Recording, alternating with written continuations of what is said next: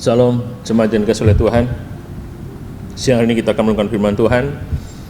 Sebelumnya kita akan berdoa. Kami bersyukur Tuhan, di siang hari ini kami hendak merenungkan firman-Mu. Roh Kudus tolong kami.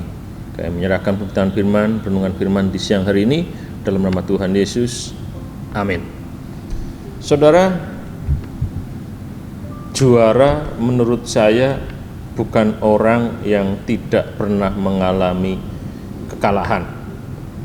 Jadi juara sejati, seorang juara sejati menurut saya bukan orang yang tidak pernah mengalami kekalahan, tetapi orang yang bisa bangkit sekalipun dia mengalami kekalahan. Orang yang bisa kembali menang setelah mengalami berbagai kekalahan. Itu menurut saya juara sejati. Kenapa seperti itu? Karena ada banyak, kalau kita perhatikan olahragawan, atlet ya di bidang atau di olahraga tertentu, misalkan dia punya rekor tidak terkalahkan. Dia bertanding, misalkan bertanding 10 kali tidak pernah kalah, artinya menang terus, sehingga dia menjadi juara. Bahkan dalam olahraga tertentu dikatakan ini memegang sabuk atau gelar juara abadi karena bisa mempertahankan sabuk 5 kali berturut-turut, sehingga olahragawan tersebut dikatakan mendapatkan gelar abadi. Gelar itu diberikan kepadanya. Kenapa? Karena 5 kali berturut-turut tidak terkalahkan sebagai seorang juara. Tetapi terjadi ketika dia mengalami kekalahan, dia tidak bisa kembali merebut gelarnya. Dan itu sering kita lihat. Saya suka olahraga, salah satu olahraga yang saya sukai tinju dan juga bela diri campuran. Ada pertandingan-pertandingan yang menarik di situ, dan ada orang-orang atlet-atlet yang memang tadi punya rekor gemilang, ya 10 kali tidak terkalahkan. Tapi begitu mengalami kekalahan, dia tidak bisa bangkit. Begitu sekali kalah, tanding lagi, kalah lagi, tanding lagi, kalah lagi. Padahal sebelumnya 10 kali tanpa kalah. Tapi begitu mengalami kekalahan sekali, kekalahan lagi, sampai akhirnya tidak lagi aktif dalam pertandingan olahraga tersebut.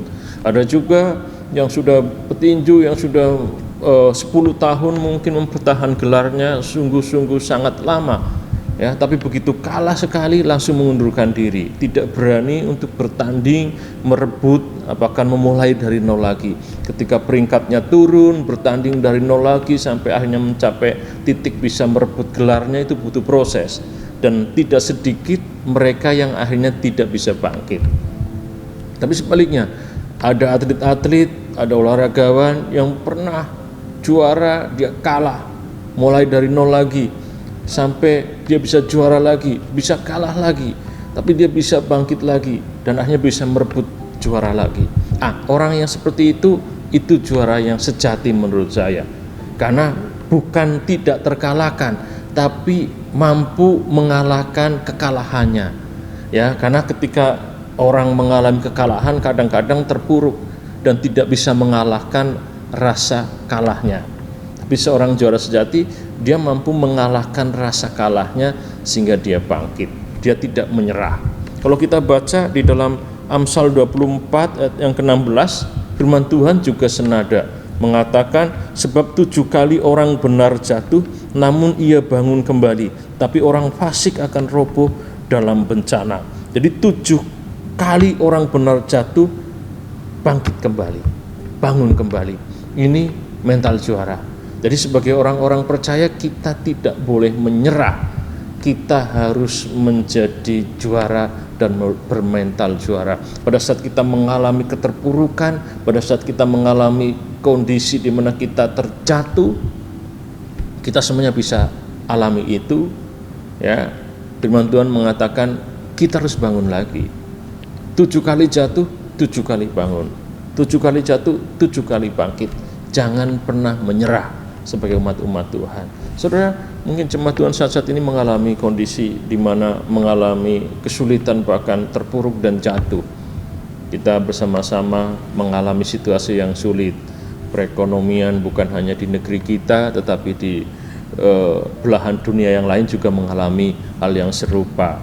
Kenaikan bahan bakar minyak disusul dengan kenaikan harga barang yang lain, dan juga mengalami kenaikan, bahkan menyebabkan juga pekerjaan, bahkan mungkin usaha dari jemaat Tuhan juga mengalami kondisi yang tidak baik, bahkan mungkin jatuh dalam pekerjaan, mungkin dalam rumah tangga kita juga pernah jatuh, dalam karir kita pernah jatuh. Saudara, jangan menyerah. Jangan menyerah sebagai umat Tuhan, sebagai orang-orang benar. Bangkit, perbaiki, belajar lagi, berproses lagi, sehingga kita hanya bisa mencapai titik yang lebih baik. Kadang kekalahan yang kita alami akan membuat kita belajar.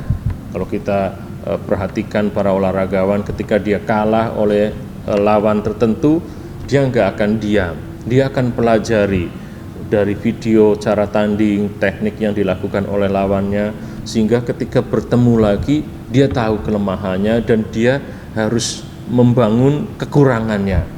Jadi ketika kalah sebenarnya kesempatan untuk belajar dan untuk memperbaiki diri, sehingga kita bisa menang kembali. Pada saat kita terjatuh, sebenarnya kesempatan bagi kita untuk merenung dan mengintrospeksi diri dan juga memperbaiki diri kita, sehingga kita bisa mencapai pada titik yang lebih baik lagi. Sehingga jatuh boleh, tapi kita harus bangun. Dikatakan sebab 7 kali orang benar jatuh, namun ia bangun kembali. Kita semuanya bisa jatuh, ya. Kita semuanya bisa mengalami kekalahan. Tapi yang lebih penting dari itu adalah ketika kita mengalami kekalahan, kita bisa bangkit, kita bisa kembali menang. Ketika kita terjatuh, kita tidak terus tergeletak, tapi kita bangkit, bangun, jatuh, bangkit, bangun, dan dengan demikian kita semakin belajar dan terus belajar untuk memperbaiki diri dan menjadi pribadi yang berkenan di hadapan Tuhan. Jangan pernah menyerah hanya karena kita terjatuh, kita terpuruk, tapi tetap bangkit, bangun, menjadi pribadi yang lebih kuat, menjadi pribadi yang lebih baik. Sebagai umat-umat Tuhan, kita harus punya mental juara yang tidak menyerah hanya karena kegagalan, hanya karena kejatuhan, tapi tetap bangkit dan bangun kembali, mencapai apa yang Tuhan sudah tetapkan bagi kita semuanya. Tuhan berkati kita semuanya, kita berdoa. Terima kasih Tuhan untuk firman Tuhan. Roh Kudus akan memampukan kami untuk hidup di dalam firman Tuhan yang kami renungkan di siang hari ini. Kami menjadi pribadi-pribadi yang tidak mudah menyerah hanya karena masalah, kesulitan, bahkan kegagalan yang kami alami. Tapi biarlah melalui kesulitan, permasalahan, bahkan kegagalan yang kami alami, kami bisa belajar dan bangkit kembali menjadi pribadi yang lebih baik lagi, menjadi pribadi yang semakin berkenan di hadapan Tuhan. Tuhan tolong jemaat Tuhan, kami semuanya mungkin saat ini mengalami kondisi yang terpuruk, bahkan terjatuh. Biarlah mereka boleh memiliki semangat kembali untuk bangkit, tidak menyerah dengan keadaan yang saat ini dialami. Roh Kudus mampukan kami semuanya, di dalam nama Tuhan Yesus Kristus kami berdoa. Amin.